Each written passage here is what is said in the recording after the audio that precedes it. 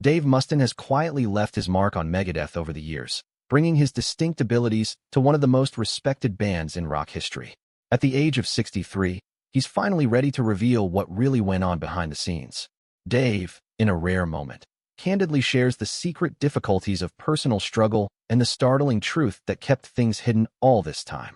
What was he hiding, and why did he decide to break his silence today? By exploring the specifics of what Dave has to say, his revelations could change the way we think about Megadeth forever. Let's begin our exploration of Dave Mustaine's extraordinary career by first taking a look at his biography. Dave Mustaine's journey to becoming one of the most influential figures in rock history wasn't an easy one. Born in 1961 in La Mesa, California, Dave's early life was marked by turmoil. Raised in a broken home, he faced numerous challenges growing up. His parents divorced when he was young, and he often had to navigate the complexities of a fractured family. Despite these hardships, Dave found solace in music, teaching himself to play guitar at the age of 14. His passion for the instrument and his determination to escape his difficult circumstances fueled his ambition. By the time he was a teenager, he had already started playing in local bands, honing his skills and developing the distinctive sound that would later define Megadeth. His early life, filled with struggles and setbacks, shaped the relentless drive that would propel him to success in the music world, but it also planted the seeds for personal battles that would remain hidden for years. The story of Megadeth begins in 1983 during one of the most transformative periods in the history of metal music. The band's founder, Dave Mustaine, was initially a member of Metallica, where he played lead guitar and contributed to the band's early sound. However, Mustaine's time with Metallica ended abruptly when he was dismissed due to personal issues, including substance abuse and conflicts within the band. Rather than allowing this setback to define him, Dave channeled his frustration and raw energy into creating something new, something that would reflect his own vision, and thus, Megadeth was born. Mustaine's decision to form a band was both a personal and musical evolution. He recruited bassist David Ellefson, who would remain by his side for nearly all of Megadeth's career, and together they began to form the core of what would become one of thrash metal's most iconic groups. Megadeth's sound was aggressive, fast, and technical, characterized by complex arrangements, blistering guitar solos, and Mustaine's distinct snarling vocal style. The band's early music was heavily influenced by the speed and precision of Metallica, but Megadeth soon developed its own identity, driven by Mustaine's lyrics, which often delved into political themes, war, and personal struggles. The group's first album, Killing Is My Business, and Business Is Good, was released in 1985, quickly setting them apart from the thrash metal scene's established giants. The album was raw, aggressive, and full of energy. It wasn't a commercial success at first, but it garnered the band a loyal following. Megadeth's breakout moment came with the release of their second album, Peace Sells. But who's buying? In 1986, the album's title track became an anthem for the band, capturing the essence of Mustaine's outlook on the world. Peace Sells is widely regarded as one of the most influential albums in the history of thrash metal, cementing Megadeth's place among the big four of thrash alongside Metallica, Slayer, and Anthrax. Despite the success, Megadeth's early years were not without turmoil. The band faced lineup changes, with various members coming and going, and Mustaine's struggles with addiction and personal demons were well documented. Still, the band pressed on, fueled by Mustaine's unrelenting drive and commitment to his craft. They went on to release So Far, So Good, So What? In 1988, which included the hit song Anarchy in the UK, a cover of the iconic Sex Pistols song. This album proved that Megadeth wasn't just a one-hit wonder, but a band capable of evolving and expanding its musical scope. Megadeth's success continued through the early 1990s with albums like Rust in Peace, 1990, and Countdown to Extinction, 1992. Rust in Peace, in particular, is considered a milestone in the band's career and a hallmark of thrash metal. It showcased the band at their technical best, with intricate guitar work, complex time signatures, and political commentary. The album was not only a critical success, but also a commercial one, further cementing Megadeth's status as a leading force in metal. Hits like Hangar 18 and Tornado of Souls are still staples of the band's live shows. Countdown to Extinction, released in 1992, marked a shift in the band's sound, incorporating more polished production and mainstream appeal. The album spawned hits like Symphony of Destruction and Sweating Bullets, both of which became fan favorites and helped to expand Megadeth's reach beyond the metal underground. Countdown to Extinction was a massive success, reaching platinum status and earning critical praise for its maturity and accessibility, while still maintaining the intensity that had defined the band's early years. Despite all the success, Megadeth's career was not without its struggles. Band members came and went, with Mustaine and Ellefson being the only consistent members through much of the band's history. The group faced challenges from within, including Mustaine's ongoing battle with addiction, but also external challenges like the pressures of constant touring and the evolving musical landscape. Thrash metal was beginning to lose its dominance, and Megadeth had to adapt to stay relevant. However, the band's ability to evolve musically allowed them to continue their success well into the 2000s. Albums like The World Needs a Hero, 2001, and United Abominations, 2007, demonstrated that Megadeth was still a force to be reckoned with both creatively and commercially. Mustaine's songwriting continued to be as sharp as ever, reflecting his views on global politics, personal conflict, and societal issues. Though the band had faced its share of setbacks, including Mustaine's health issues and the departure of key members, Megadeth maintained a loyal fan base and continued to sell out arenas worldwide. In the 2010s, the band solidified their place in rock history with releases like TH1RT3N, 2011, and Dystopia, 2016. Dystopia, in particular, was met with widespread acclaim and earned Megadeth their first Grammy Award for Best Metal Performance in 2017 for the title track. The album demonstrated that the band was not just resting on their legacy, but still evolving and staying relevant in a changing musical landscape. It was a testament to Mustaine's ability to adapt and remain at the forefront of the genre. Through it all, Megadeth's impact on the world of rock and heavy metal is undeniable. Dave Mustaine, with his distinct playing style and unique songwriting, has left an indelible mark on the genre. His fiery determination, personal struggles, and musical genius have made him one of the most influential figures in metal history. Despite the ups and downs, the revolving door of band members, and the controversies that have surrounded him, Dave Mustaine's legacy as the mastermind behind Megadeth remains strong. He has proven time and again that Megadeth is not just a band but a force, one that will continue to make its mark on the world of music for years to come. Over the years, Megadeth's story had been a tale of triumphs, struggles, and the unbreakable bond between its core members, particularly between Dave Mustaine and bassist David Ellefson. They had been through thick and thin, rising from the ashes of Mustaine's departure from Metallica to become one of the most respected thrash metal bands in the world. However, as with many rock bands, the journey to success was not always smooth, and beneath the surface, cracks began to appear that threatened to tear the band apart. In the early days of Megadeth's success, things were electric.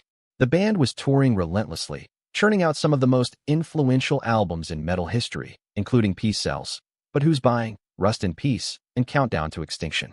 Dave and David, having gone through so much together, had an undeniable camaraderie. They fed off each other's energy, and it seemed as though the bond between them would carry the band forward indefinitely. But as the years wore on and as Megadeth's popularity grew, tensions began to bubble up. One of the first real signs of conflict came when Dave's behavior became increasingly erratic. In the early days, he was known for his intense drive and perfectionism, which pushed the band to achieve greatness. But over time, Mustaine's personal demons began to overshadow the music. His struggles with addiction and his fiery temper, once manageable, started to take a toll on the band. Dave's struggles weren't a secret to the people closest to him. On several occasions, band members had tried to get through to him, but it wasn't always easy. The pressures of constantly being in the public eye, along with his own insecurities, began to take a heavy toll. David Ellefson, who had been by Mustaine's side from the beginning, found himself caught in the middle. He had always been the more grounded member of the band, focused on the music and maintaining a professional atmosphere. But as Mustaine became more unpredictable, Ellefson began to feel increasingly isolated. The once open communication between them began to dwindle. There were moments when Mustaine would lash out at David over minor things, issues with the music, band decisions, or even personal grievances. At first, it seemed like a minor thing, an occasional blow-up between two passionate musicians. But over time, these arguments became more frequent, more intense, and more personal. By the time the band entered the recording process for Euthanasia in 1994, the cracks were becoming impossible to ignore. Mustaine's behavior had grown even more erratic, and his attitude toward the rest of the band was becoming more distant. There were days when he wouldn't show up to the studio, or when he would arrive late, demanding things be done his way. The tension was palpable. David, who had always supported Dave, began to feel as though his loyalty was being tested. He wasn't the only one who noticed the shift in Mustaine's demeanor. The band's producer, Max Norman, recalled how the atmosphere in the studio had become uncomfortable, with Dave often snapping at the engineers and band members alike. The once tight-knit group was unraveling, and it wasn't just the music that was suffering, it was their personal relationships. The tipping point came during a heated argument between Dave and David. The two had always been able to work through their differences, but this time something changed. The argument escalated quickly, with Dave accusing David of not supporting his vision for the band. David, on the other hand, felt that Dave had become too self-absorbed, that he was no longer interested in the music for the sake of the music, but rather for his own ego. The argument became so intense that David walked out of the studio, leaving the recording session in chaos. It was a moment that crystallized the tension that had been building between them for years. The trust that had once defined their relationship seemed to be slipping away, and for the first time, it seemed as though the band might not survive this. The aftermath of that argument was a long period of silence between Dave and David.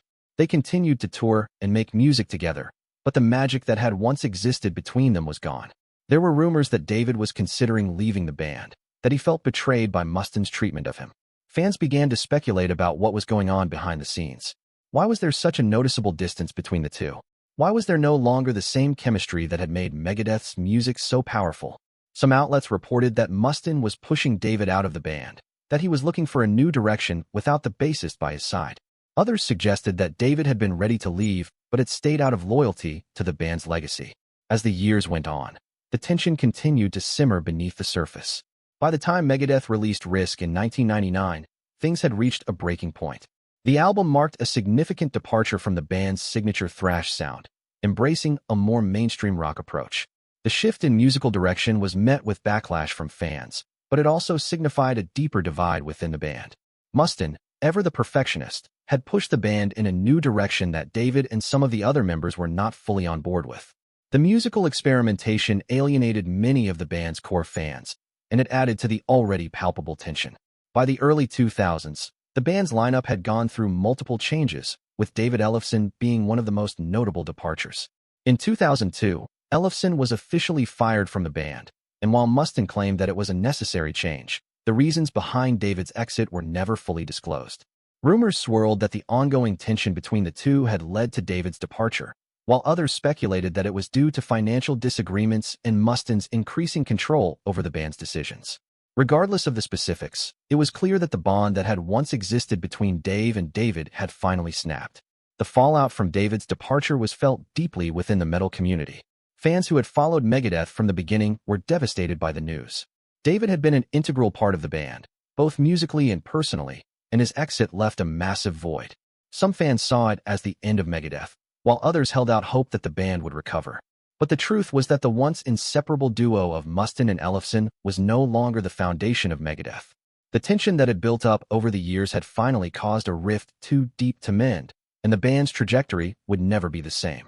In the years following David's departure, the media continued to speculate about the true reasons behind the split. Some outlets reported that Mustaine had been difficult to work with, while others suggested that it was simply a matter of musical differences.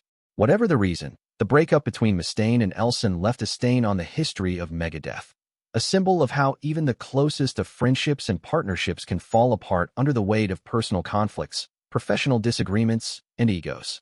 Fans may have never fully understood what happened behind the scenes, but the fallout was undeniable. The magic that once made Megadeth a powerhouse had been broken, and the band would spend years trying to rebuild what they had lost. At 63, Dave Mustaine has finally decided to break his silence about Megadeth, offering fans an unfiltered look into his thoughts on the band's history, its members, and the interpersonal conflicts that have shaped both the music and the band's evolution over the years. Mustaine's relationship with Megadeth has been anything but straightforward. It's been a roller coaster of triumphs, frustrations, and personal struggles. Now, decades after the band's formation, Mustaine is ready to shed light on the truth behind the often tumultuous journey of Megadeth. From the very beginning, Mustaine has always viewed Megadeth not just as a band, but as his creation, a reflection of his musical vision and personality. As the lead guitarist, main songwriter, and driving force behind the band, Mustaine saw himself as the architect of the Megadeth sound. From the technical guitar work to the politically charged, often dark lyrics, his frustrations with Metallica after his dismissal became the fertile ground from which Megadeth was born. But over the years, Mustaine has expressed the complexities of managing a band and the frustrations that come with dealing with musicians who, while talented, don't always share his singular vision. In his early years with Megadeth, Mustaine was obsessed with perfection. His need for the band to constantly push boundaries and achieve greatness led to some of the most beloved albums in metal, including Rust in Peace and Peace Sells. But who's buying? But as Megadeth's success grew, Mustaine began to feel the weight of his role as the band's sole visionary. I created Megadeth and I've carried it through everything. But at times I felt like I was doing it all alone, Mustaine admits. The idea of being solely responsible for the band's success and failure created a heavy burden, and as the years went on, the tension between him and the other members grew. Mustaine has always been candid about his thoughts on the early lineup of Megadeth, particularly his relationship with bassist David Ellefson. While the two shared a deep bond, both musically and personally, Mustaine has expressed that his creative control often clashed with Ellefson's more laid-back attitude. In the early days, their differing approaches were a source of tension. Mustaine's intense drive for perfection sometimes made him difficult to work with, and Ellefson, though a talented bassist and loyal bandmate, wasn't always aligned with Mustaine's vision. Over time, these conflicts became more pronounced. There were times when Dave and I just couldn't see eye to eye, Mustaine reflects. He wanted things to go smoothly while I was pushing for the next level, always looking for the next big thing. That difference in mindset was hard to reconcile. While Mustaine often credits Ellefson as an integral part of Megadeth's early success, he's been less than kind when discussing the eventual friction that led to Ellefson's departure from the band. When David left, I wasn't surprised. It was inevitable, Mustaine states, revealing that there was a sense of professional and personal disconnect that had been building for years. We were both stubborn, and sometimes that's what makes or breaks a band. It's a shame, because there was a lot of good music that came from that period, but the personal issues overshadowed it. While Mustaine has acknowledged the contributions of Ellefson to Megadeth, there's a noticeable bitterness in his words about how things unfolded. It's funny, you know, people always talk about us being this dream team. But there were nights when we didn't talk for hours, hell days. It wasn't all sunshine and rainbows, Mustaine confides. I still respect what he brought to the table musically, but there were just things that weren't right. At the end of the day, we both had our own visions, and they didn't always mesh. The relationship between Mustaine and the other band members has always been fraught with ups and downs. As Megadeth grew in stature, so did the internal power struggles. Mustaine, as the band's frontman, was relentless in his pursuit of perfection, but this drive often led to clashes with the rest of the band, who sometimes found Mustaine's intense work ethic and perfectionism stifling. We would be in the studio, and I'd be pushing, and I knew that the guys were getting frustrated. It's not easy being in a band with someone who can be as intense as I was, Mustaine admits. But I wasn't going to settle. I wasn't going to just put out another album to satisfy the masses. Megadeth was about the music, about pushing the envelope. He reflects on the tumultuous period when the band's lineup constantly shifted, especially as Megadeth dealt with various member departures and replacements. It was always about finding the right fit, but sometimes it felt like we were a revolving door of musicians who didn't understand the pressure I was under. I wasn't just the guy at the front of the stage. I was the guy trying to hold it all together. And honestly, there were times I just couldn't. This sentiment is particularly poignant when discussing the countdown to extinction era, when Mustaine began to feel the weight of fame and addiction bearing down on him. It was a difficult time for me personally. The pressure of being the face of Megadeth, of constantly trying to outdo myself, it was overwhelming, he recalls. But at the same time, I couldn't just quit. I wasn't going to let meth fall apart, even if I was falling apart inside. Despite the challenges and tensions, Mustaine remains proud of the legacy Megadeth has built. The band's influence on the metal genre is undeniable, and their success has left an indelible mark on the world of music. But that doesn't mean Mustaine is blind to the difficulties they've faced. We've been through a lot, and I've said some things, done some things that I regret. But at the end of the day, Megadeth is my baby, he says. The band's legacy is one filled with both triumph and heartbreak. Mustaine's battles with addiction, his strained relationships with band members, and the constant pressure of being the band's creative leader created a volatile environment. But through it all, the music remained a constant, a testament to Mustaine's unwavering vision. He acknowledges that while some of the early days of Megadeth were filled with magic, the price of fame and the toll it took on the members was high. There were nights where it felt like we were unstoppable, like we were creating something that would change the world. And then there were nights where I was questioning everything. Those moments were harder than people realize, Mustaine reflects.